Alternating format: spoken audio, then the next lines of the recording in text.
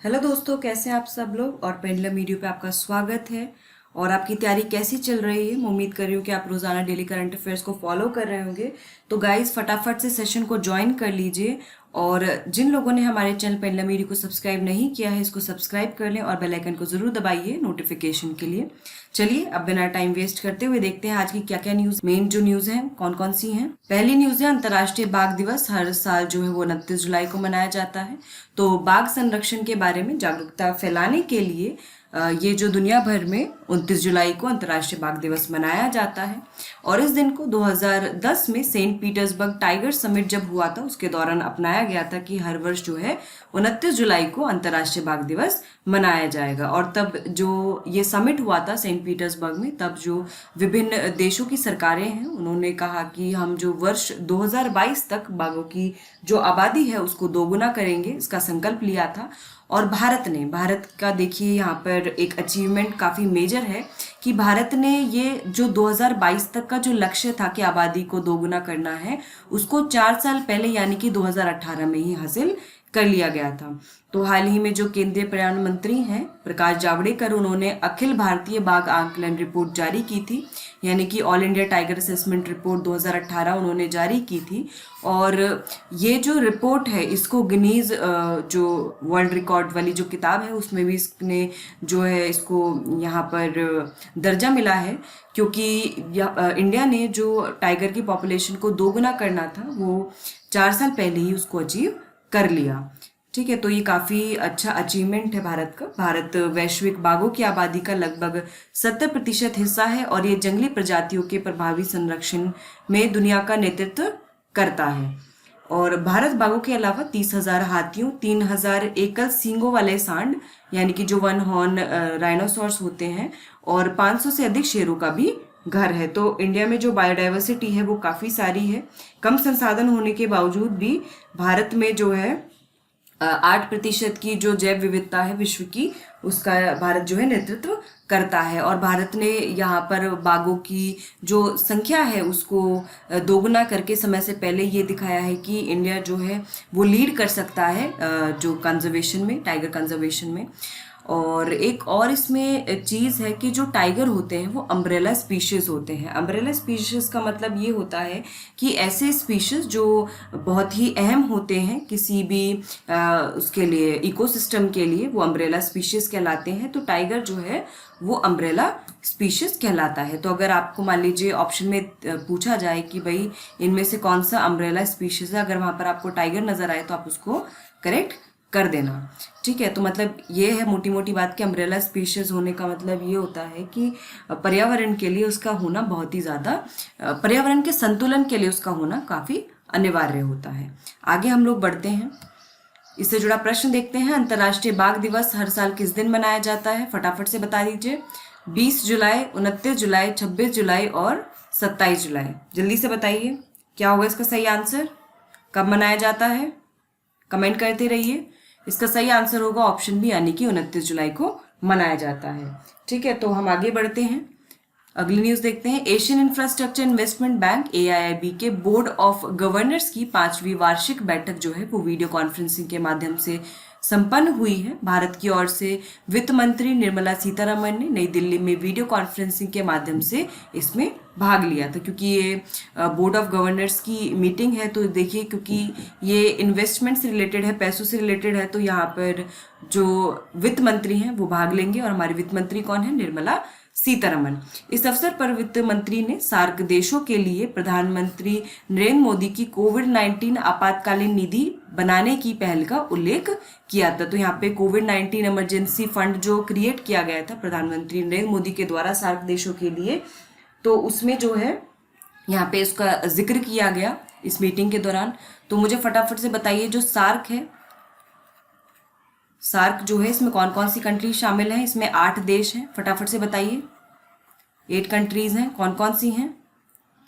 India है, पाकिस्तान है, श्रीलंका है, और कौन कौन है, भूटान है, बांग्लादेश है। बताते रहिए फटाफट से कमेंट करके। और कौन सी कंट्री है इसमें, अफगानिस्तान शामिल है,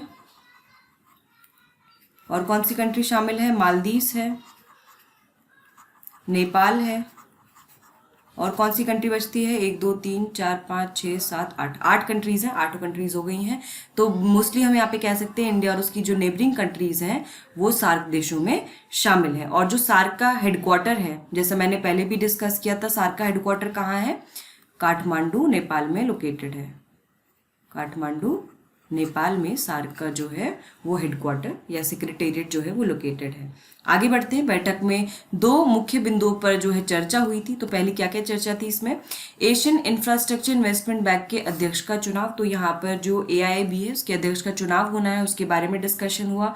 साथ ही AIIB 2030 अगले दशक में एशिया के विकास पर गोलमेज चर्चा भी हुई। तो यहाँ पर गोलमेज चर्चा भी हुई, जो राउंड टेबल कॉन्फ्रेंस होती है किसके बारे में? AIIB 2030 अगले दशक में एशिया, यानी कि एशिया में क्या भूमिका रहेगी एशियन इंफ्रास्ट्रक्चर इन्वेस्टमेंट बैंक की 2030 में, 30 तक के लिए उसकी यहाँ पर चर्चा की गई। बात करें हम एशियन इंफ्रास्ट्रक्चर इन्वेस्टमेंट बैंक की, तो ये एक बहुपक्षीय विकास बैंक है, यानी कि मल्टीलेटरल डेवलपमेंट बैंक है, जो एशिया में सामाजिक और आर्थिक परिणामों को बेहतर बनाने के लिए एक मिशन है। और इसका जो परिचालन है वो कब शुरू हुआ था? ये जनवरी 2016 में शुरू हुआ था। और इसका मुख्यालय कहाँ पर है? बीजिंग, चीन में है। और AIIB के अब दुनिया भर में 102 स्वीकृत सदस्य हैं। तो आप मुझे फटाफट से कमेंट करके बताइए और कौन कौन सी ऑर्गेनाइजेशन है जिनका हेडक्वार्टर चाइना में लोकेटेड है। फटाफट से बताइए कौन कौन सी ऐसी ऑर्गेनाइजेशन है जिनका हेडक्वार्टर जो है वो चाइना में लोकेटेड है। जल्दी बताइए। एक तो न्यू डेवलपमेंट बैंक, ये जो ब्रिक्स का बैंक है, न्यू डेवलपमेंट बैंक ब्रिक्स देशों द्वारा जो बनाया गया है, इसका हेडक्वार्टर कहाँ पर है? शंघाई, चाइना में है। ठीक है। और आपने एक सुना होगा शंघाई कोऑपरेशन ऑर्गेनाइजेशन, SCO जिसको कहते हैं। तो इसका जो हेडक्वार्टर है ये भी कहाँ पर है? ये भी शंघाई, चाइना में है। शंघाई कोऑपरेशन ऑर्गेनाइजेशन, इसका भी हेडक्वार्टर कहाँ पर है? शंघाई, चाइना में है। और कौन कौन से मेजर जो ऑर्गेनाइजेशन है जिनका हेडक्वार्टर चाइना में है? जल्दी बताइए, फटाफट से बताइए। देखिए यहीं पे दिमाग पर जोर डालने की ज़रूरत है। अगर आप ऐसी चीज़ें नहीं पढ़ेंगे तो कभी याद नहीं होगी। ब्रिक्स का भी हेडक्वार्टर कहाँ पर है? शंघाई, चाइना में। और वहीं न्यू डेवलपमेंट बैंक का भी हेडक्वार्टर है। शंघाई कोऑपरेशन ऑर्गेनाइजेशन का भी हेडक्वार्टर कहाँ पर है? शंघाई, चाइना में है। चलिए हम लोग आगे बढ़ते हैं। एशियन इंफ्रास्ट्रक्चर इन्वेस्टमेंट बैंक का मुख्यालय किस देश में स्थित है? फटाफट से बता दो, अब गलत नहीं होना चाहिए। मलेशिया, भारत, चीन और नेपाल। फटाफट से बताइए क्या होगा इसका सही आंसर? वेरी इजी, इसका करेक्ट आंसर है ऑप्शन सी, यानी कि चीन। आगे बढ़ते हैं हम लोग। भारत से पहली बार मिनी ट्रक बांग्लादेश भेजे गए हैं। तो भारत से पहली बार जो 15 मिनी ट्रक हैं टाटा के, वो बांग्लादेश भेजे गए हैं। इससे पहले 13 जुलाई को आंध्र प्रदेश से मिर्च लेकर जाने वाली एक पार्सल ट्रेन बांग्लादेश पहुंची थी। FMCG उत्पादों और अन्य मदों में 50 कंटेनरों को ले जाने वाली पहली कंटेनर ट्रेन हाल ही में बांग्लादेश के बोनापोल रेलवे स्टेशन पर आई थी। साथ ही देश में यात्री और कार्गो सेवाओं में उपयोग के लिए भारत ने बांग्लादेश को 10 डीजल इंजन दिए हैं। तो कल हमने पढ़ा था कि जो भारत से 10 ब्रॉडगेज डीजल इंजन हैं वो भारत ने भेंट किए हैं बांग्लादेश को। और अब भारत से जो पहली बार जो है 15 मिनी टाटा ट्रक जो है वो भी बांग्लादेश को भेजे गए हैं। आप यहाँ देख सकते हैं मिनी ट्रक। भारत और बांग्लादेश के बीच रेलवे सहयोग पिछले कुछ वर्षों में काफी बढ़ा है। भारत ने 17 रेलवे परियोजनाओं के लिए $2.4 बिलियन से अधिक की एक लाइन ऑफ क्रेडिट का विस्तार किया है, जिसमें से 9 को पूरा कर लिया गया है। तो यहाँ पर आपने एक टर्म देखी, line of credit. Line of credit, तो ये लाइन ऑफ क्रेडिट बेसिकली क्या होती है? ये जो है एक पहली प्रीसेट बोरोइंग लिमिट होती है। प्रीसेट बोरोइंग लिमिट होती है, यानी कि पहले से ही जो तय की गई बोरोइंग लिमिट होती है और जिसको किसी भी समय इस्तेमाल किया जा सकता है। जो बोरोवर है, यानी कि जैसे हम भारत ने बांग्लादेश को लाइन ऑफ क्रेडिट जो एक्सटेंड की है, तो जैसे यहाँ पर लिखा है $2.4 बिलियन से अधिक की एक लाइन ऑफ क्रेडिट का विस्तार किया है। तो इसमें क्या है कि जैसे $2.4 बिलियन ये प्रीसेट बोरोइंग लिमिट है। अब इसमें से जो बांग्लादेश है वो किसी भी टाइम इन फंड्स को एक्सेस कर सकता है, लाइन ऑफ क्रेडिट से किसी भी टाइम कर सकता है, और जितना टाइम के लिए वो करना चाहे वो कर सकता है। ठीक है, लेकिन ये है कि उसमें जो अमाउंट है वो अमाउंट से एक्सीड नहीं कर सकते हैं। ठीक है, और जो है इसमें जो भी मिनिमम पेमेंट होती है वो टाइमली करनी होती है। ठीक है, जो भी एग्रीमेंट होता है उसके अंतर्गत जो है जो टाइमली रीपेमेंट है जो भी मिनिमम होती है वो वहाँ पे जमा करनी होती है। तो लाइन ऑफ क्रेडिट जो है काफ़ी अच्छी एक पहल होती है। कोई कंट्री अगर किसी को एक्सटेंड करती है तो दूसरी कंट्री के लिए काफ़ी बेनिफिशियल होता है। ये उसके ऊपर प्रेशर नहीं रहता, उसके वो पैसे को कभी भी विड्रॉ कर सकता है, कितना मतलब जितना लिमिट है उसमें से विड्रॉ कर सकता है, और जो मिनिमम अमाउंट है उसको रीपे कर सकता है। और एक पर्टिकुलर एग्रीमेंट के तहत ये सब होता है डिसाइड। तो यहाँ पर हमने लाइन ऑफ क्रेडिट के बारे में जाना। चलिए हम लोग आगे बढ़ते हैं, अगली न्यूज़ देखते हैं।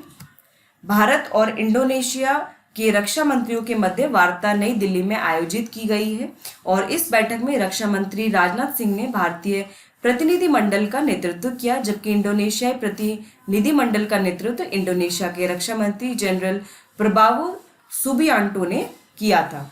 वार्ता के दौरान दोनों पक्षों ने दोनों देशों ने द्विपक्षीय रक्षा सहयोग को और बढ़ाने पर सहमत हुए। साथ ही दोनों देशों द्वारा रक्षा उद्योगों और रक्षा प्रौद्योगिकी के क्षेत्र में सहयोग के संभावित क्षेत्रों की भी पहचान की गई। यानी कि दोनों देशों ने डिसाइड किया कि भाई जो दोनों देशों के बीच जो कॉपरेशन है, डिफेंस कॉपरेशन, इसको बढ़ाया जाए, इसकी ज़रूरत है। और साथ ही ये भी आइडेंटिफाई किया कि कौन कौन से टेक्नोलॉजी हैं जिसमें, या कौन कौन सी फील्ड्स हैं विद इन डिफेंस ऑल्सो, जहाँ पर दोनों देशों के बीच जो सहयोग को बढ़ाया जा सकता है। तो ये सब जो डिस्कशन है ये यहाँ पर हुआ भारत और इंडोनेशिया के मध्य। आगे चलते हैं, इंडोनेशिया के बारे में कुछ जान लेते हैं। ये हिंद और प्रशांत महासागरों के बीच दक्षिण पूर्व एशिया और ओशिनिया में स्थित एक देश है। यहाँ पर आप लोकेशन देख सकते हैं इंडोनेशिया की। ये इंडोनेशिया है, इसमें काफ़ी सारे आइलैंड्स हैं। ये 17,000 से अधिक द्वीप हैं इसमें, जिसमें सुमात्रा, जावा, यहाँ पर आप लोकेशन अगर देख पा रहे हैं सुमात्रा, और ये सुमात्रा की, देन जावा और बोर्नियो, सुलिवेसी और न्यू गिनिया, ये सब जो है इसमें शामिल है। ये देखिए न्यू गिनिया है यहाँ पर। तो इस तरह से काफ़ी जो इसमें मेजर आइलैंड्स शामिल हैं। थोड़ा मैप छोटा रह गया। राष्ट्रपति यहाँ के जोको विडोडो हैं, यहाँ की जो राजधानी है वो जकार्ता है इंडोनेशिया की, और मुद्रा यहाँ पे इंडोनेशियाई रुपया इस्तेमाल होती है। तो काफ़ी अहम है कंट्री, क्योंकि इसकी जो लोकेशन है वो स्ट्रैटेजिक है। तो यहाँ पे जो रिलेशन है बिटवीन इंडिया और इंडोनेशिया, उसको एक्सटेंड करना बहुत ही आवश्यक है, क्योंकि देखिए यहाँ पे इसकी जो प्रॉक्सिमिटी है वो साउथ चाइना सी के पास है, तो इसीलिए भी काफ़ी इम्पोर्टेंट हो जाता है इससे रिलेशन मेंटेन करना। आगे चलते हैं हम लोग। हाल ही में भारत के साथ किस देश के रक्षा मंत्री के मध्य वार्ता नई दिल्ली में आयोजित की गई है? चीन, इंडोनेशिया, ब्रिटेन या फिर वियतनाम? बहुत ईजी है, अभी हमने पढ़ा है। जल्दी से आंसर बता दीजिए, क्या होगा इसका सही आंसर? जल्दी जल्दी कमेंट करिए, वीडियो को लाइक करिए, शेयर करिए। इसका सही आंसर होगा ऑप्शन बी, यानी कि इंडोनेशिया। आगे बढ़ते हैं हम लोग। मलेशिया की अदालत ने देश के पूर्व प्रधानमंत्री नजीब रजाक को 12 वर्ष की जेल की सजा सुनाई है। तो हाल ही में मलेशिया की एक अदालत ने देश के पूर्व प्रधानमंत्री नजीब रजाक को 12 साल तक की जेल की सजा सुनाई है। यह सजा उन्हें स्टेट इन्वेस्टमेंट फंड की $multi-billion की लूट से जुड़े अपराधों का दोषी पाते हुए सुनाई गई है। इस कारण से 2 साल पहले उनकी सरकार भी गिर गई थी, और फिर उनके ऊपर जो है केस चल रहा था, और फाइनली उनको 12 साल की जो है सजा सुना दी गई है। नजीब रजाक सजा पाने वाले पहले मलेशियाई नेता हैं, तो इसलिए भी इम्पॉर्टेंट हो जाते हैं, पर्सनालिटी न्यूज़ में है तो इनसे जुड़ा प्रश्न पूछा जा सकता है। मलेशिया की बात हम करें तो ये दक्षिण पूर्व एशियाई देश है। इसकी राजधानी कुआलालंपुर है, और जो इसकी मुद्रा है वो मलेशियाई रिंगिट है। और यहाँ पर आप पीछे एक बार देख सकते हैं मैप में, तो देखिए यहाँ पर ये है मलेशिया की लोकेशन। ठीक है, ये मलेशिया की लोकेशन है। चलिए आगे बढ़ते हैं हम लोग। प्रश्न देख लेते हैं। हाल ही में किस देश के पूर्व प्रधानमंत्री नजीब रजाक को 12 वर्ष की जेल की सजा सुनाई गई है? मलेशिया, पाकिस्तान, बहरीन या फिर स्वीडन? फटाफट से बता दीजिए, बहुत इजी है। इस तरह के प्रश्न पूछ लिए जाते हैं, कोई पर्सनालिटी न्यूज़ में होती है, जैसे एसएससी वगैरह में, जैसे कोई प्रधानमंत्री भारत में आते हैं या हमारे प्रधानमंत्री या प्रेसिडेंट किसी देश में विजिट करते हैं तो उनके जो मेजर हेड्स होते हैं कंट्रीज़ के, उनसे जुड़े प्रश्न पूछ लिए जाते हैं। तो इसका सही आंसर क्या होगा? ऑप्शन ए होगा, यानी कि मलेशिया। आगे बढ़ते हैं हम लोग। भारत की पहली सोलर फेरी वाली इलेक्ट्रिक बोट आदित्य को गुस्तावे ट्रोवे अवार्ड दिया गया है। तो भारत की जो पहली सोलर फेरी वाली जो इलेक्ट्रिक बोट है, यानी कि फेरी इलेक्ट्रिक बोट जो है, इसका नाम आदित्य है, इसको गुस्तावे ट्रोवे अवार्ड दिया गया है। 5 यूरोपीय फाइनलिस्टों से कड़ी प्रतिस्पर्धा के बाद आदित्य को इलेक्ट्रिक बोट्स और बोटिंग में उत्कृष्टता के लिए गुस्तावे ट्रोवे अवार्ड के लिए चुना गया है। जहाज को सशुल्क यात्री सेवा के लिए तैयार किए गए फेरी बोट की श्रेणी में दुनिया की सबसे अच्छी इलेक्ट्रिक बोट के रूप में चुना गया है। तो देखिए, इसको किस कैटेगरी में चुना गया है? जहाज को सशुल्क यात्री सेवा के लिए तैयार किए गए फेरी बोट की श्रेणी में दुनिया की सबसे अच्छी इलेक्ट्रिक बोट के रूप में चुना गया है। और इसकी जो कैपेसिटी है वो 75 लोग इसमें बैठ सकते हैं।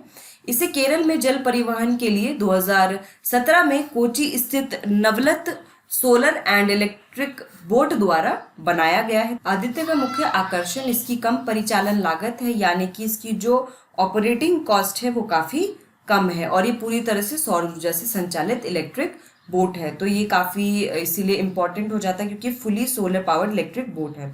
तो यदि आपसे प्रश्न पूछा जाए कि fully solar powered electric boat Bharat में कौन सी है, तो वो इसका आंसर क्या हो जाएगा? आदित्य।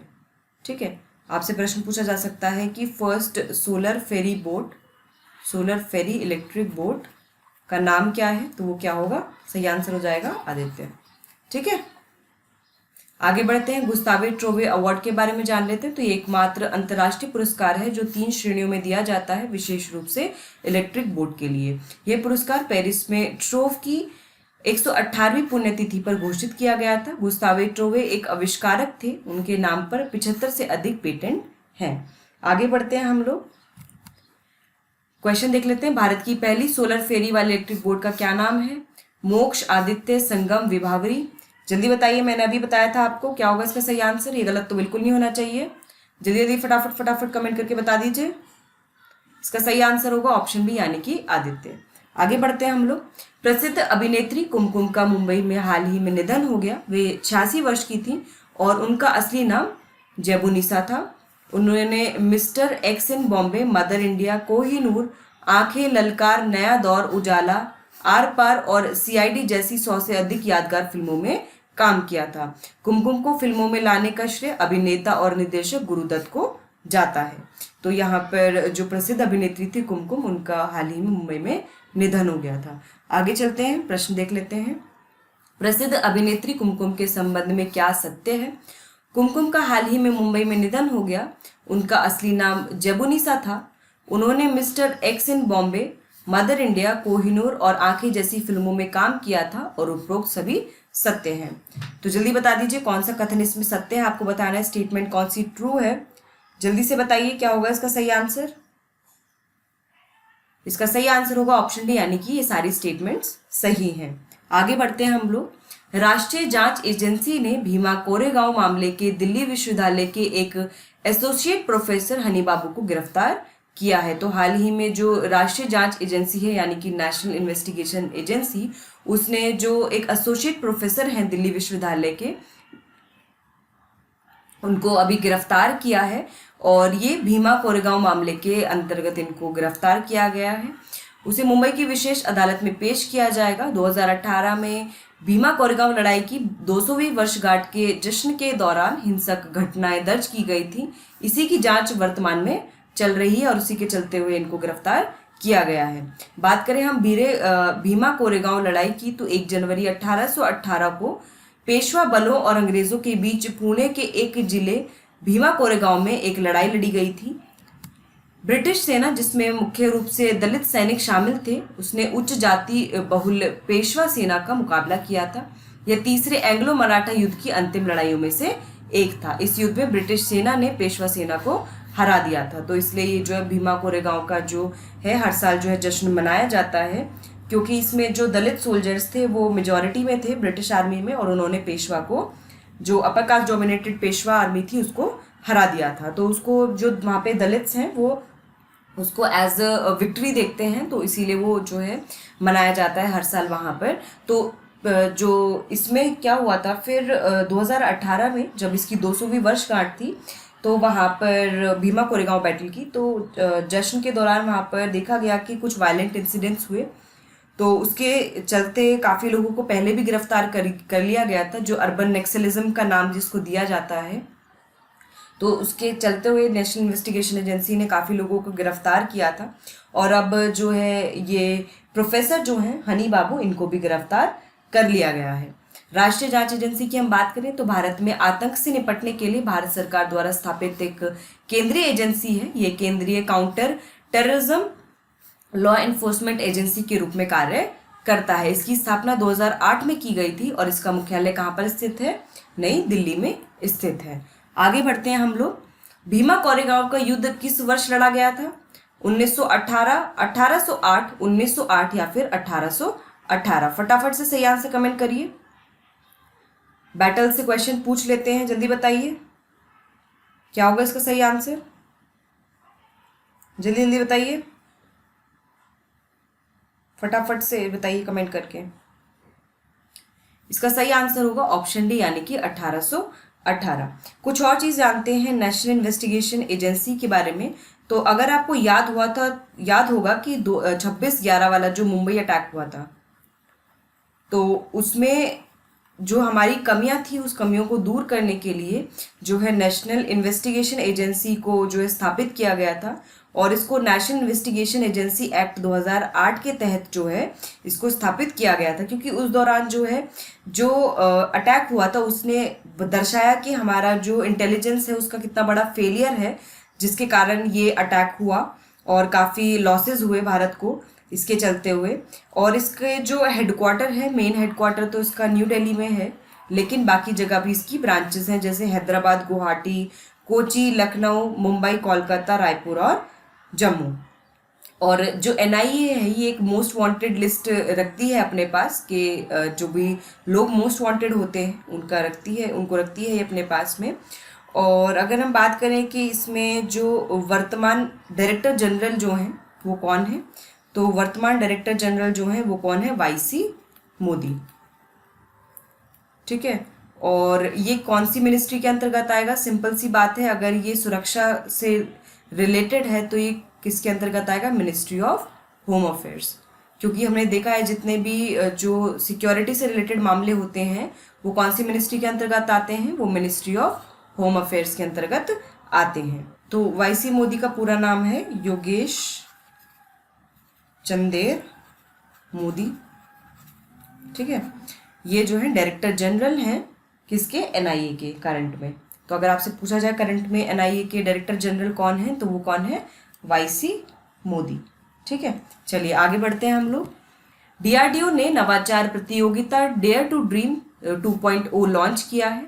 हाल ही में डीआरडीओ ने एक नवाचार प्रतियोगिता डेयर टू ड्रीम 2.0 लॉन्च किया है, और इस योजना की घोषणा जो है प्रसिद्ध वैज्ञानिक और भारत के पूर्व राष्ट्रपति डॉक्टर एपीजे अब्दुल कलाम की 5वीं पुण्यतिथि के अवसर पर किया गया। देश में एरोस्पेस और रक्षा क्षेत्रों में नवाचार के लिए उभरती प्रौद्योगिकियों का उपयोग करने के लिए व्यक्ति के साथ साथ स्टार्टअप को बढ़ावा देने के लिए नवाचार प्रतियोगिता शुरू की गई है। तो इस प्रतियोगिता का जो मुख्य उद्देश्य ये है कि जो एरोस्पेस है और रक्षा का जो क्षेत्र है उसमें नवाचार को, उसमें इनोवेशन को बढ़ावा देना, और जो नई इमर्जिंग टेक्नोलॉजीज हैं उनका उपयोग कैसे किया जा सकता है व्यक्तियों के द्वारा, या फिर स्टार्टअप्स जो है उसको कैसे यूज़ कर सकती हैं, उनको बढ़ाने के लिए इस तरह की ये प्रतियोगिता जो है आयोजित की गई है। ये योजना प्रधानमंत्री नरेंद्र मोदी के आत्मनिर्भर भारत की दिशा में एक और कदम है, क्योंकि गवर्नमेंट का एम यही है कि जो हमारी डिपेंडेंसी है अभी रक्षा के लिए, रक्षा इक्विपमेंट के लिए, डिफेंस इक्विपमेंट्स के लिए, तो आज जैसा कि आप सब लोग जानते होंगे कि भारत जो है वो इम्पोर्टर है डिफेंस इक्विपमेंट्स का, इम्पोर्टर ऑफ डिफेंस इक्विपमेंट। ठीक है, और बहुत बड़ा इम्पोर्टर है डिफेंस इक्विपमेंट का। तो अब ये जो डिपेंडेंसी है इसको कम करने के लिए हमें जो टेक्नोलॉजी है उसको यहाँ पर इस्तेमाल करना होगा और उसको जो है यहीं पे चीज़ें मैन्युफैक्चर करनी होगी, तभी हम जो आत्मनिर्भर भारत की हम बात कर रहे हैं उसकी दिशा में हम लोग आगे बढ़ पाएंगे। आगे चलते हैं हम लोग, क्वेश्चन देख लेते हैं। हाल ही में नवाचार प्रतियोगिता डेयर टू ड्रीम 2.0 किस संस्था के द्वारा लॉन्च की गई है? DRDO, CSIR, ICMR या फिर NCERT? फटाफट से बताइए कमेंट करके, किसने लॉन्च किया है डेयर टू ड्रीम 2.0 प्रतियोगिता? जल्दी जल्दी बताइए कमेंट करके, कमेंट करते रहिए, इस वीडियो को लाइक करिए, शेयर करिए, कोशिश करा करिए ज़्यादा से ज़्यादा लोगों को जोड़ने की। इंटरेक्टिव रहती है क्लास तो मज़ा आता है पढ़ने वालों को भी, पढ़ाने वालों को भी। इसका सही आंसर है ऑप्शन है यानी कि DRDO। चलिए आगे बढ़ते हैं। ICRTC और SBI कार्ड ने मिलकर नया सह brand contactless credit card launch किया है। तो हाल ही में भारतीय रेलवे खान पान और पर्यटन निगम यानी कि IRCTC और SBI कार्ड ने मिलकर रुपे प्लेटफॉर्म पर अपना नया सह ब्रांड जो कॉन्टैक्टलेस क्रेडिट कार्ड है उसको लॉन्च किया है। रेल मंत्री पीयूष गोयल ने इस नए कार्ड को राष्ट्र को समर्पित किया है। नया रुपे क्रेडिट कार्ड जो है वो नियर फील्ड कम्युनिकेशन तकनीक से लेस है और उपयोगकर्ता POS मशीन जो होती हैं, पॉइंट ऑफ सेल मशीन, उन पर केवल कार्ड टैप करके अपना जो लेन देन है उसमें तेजी ला सकते हैं। कार्ड लॉन्च रेलवे द्वारा किए गए मेक इन इंडिया गतिविधियों में से एक है। तो यहाँ पर देखिए टर्म आई near field communication, near field communication. तो ये क्या होता है कि इसमें जो दो इलेक्ट्रॉनिक डिवाइसेस होते हैं तो उनके बीच में कम्युनिकेशन तभी हो सकता है जब उनके बीच का जो डिस्टेंस है वो 4 सेंटीमीटर या उससे कम हो, ठीक है, तभी जो है यहाँ पर जो है ये काम करता है कम्युनिकेशन सिस्टम। और इसमें क्या होता है, लो स्पीड कनेक्शन होता है, कम गति का कनेक्शन होता है, लो स्पीड कनेक्शन होता है, ठीक है। और जो है इसमें वायरलेस होता है। तो आप समझ सकते हैं कि अब जैसे कोई कार्ड है, अगर आप उसको POS मशीन पर सिर्फ टैप करके आप उसको वहाँ पर जो है पेमेंट हो जाएगा, तो कॉन्टैक्टलेस कार्ड है। तो आप समझ सकते हैं कि इसमें जो ये टेक्नोलॉजी इन्वॉल्व है ये लो स्पीड कनेक्शन प्रोवाइड करती है और दोनों डिवाइसेस यानी कि POS मशीन और जो क्रेडिट कार्ड है उसके बीच में 4 सेंटीमीटर उससे कम का डिस्टेंस होगा, तभी जो है वो काम कर पाएगी। और ये वायरलेस टेक्नोलॉजी होती है, ठीक है। तो ये जो है ये basically near field communication technology होती है। ये कॉन्टैक्टलेस कम्युनिकेशन टेक्नोलॉजी जो रेडियो फ्रीक्वेंसी पर बेस्ड होती है, ठीक है, इसको हम कहते हैं नियर फील्ड कम्युनिकेशन टेक्नोलॉजी, ठीक है। आगे चलते हैं हम लोग, प्रश्न देख लेते हैं। हाल ही में IRCTC ने किस बैंक के साथ मिलकर रुपे प्लेटफॉर्म पर अपना सह brand contactless credit card launch किया है? SBI, PNB, आंध्रा बैंक या फिर पंजाब और सिंध बैंक? फटाफट से सही आंसर कमेंट करिए, क्या होगा इसका सही आंसर? इसका सही आंसर होगा ऑप्शन है यानी कि SBI। सो फ्रेंड्स, हमने यहाँ पर जो डेली करंट अफेयर्स है और जो जुड़े उससे जुड़े प्रश्न हैं वो सब देख लिए हैं। आपको सेशन कैसा लगा? अच्छा लगा हो तो इसे लाइक करिए, शेयर करिए, ज़्यादा यूं ही हमारे साथ तैयारी करते रहिए। ऑल द बेस्ट आप सभी को। Thank you so much.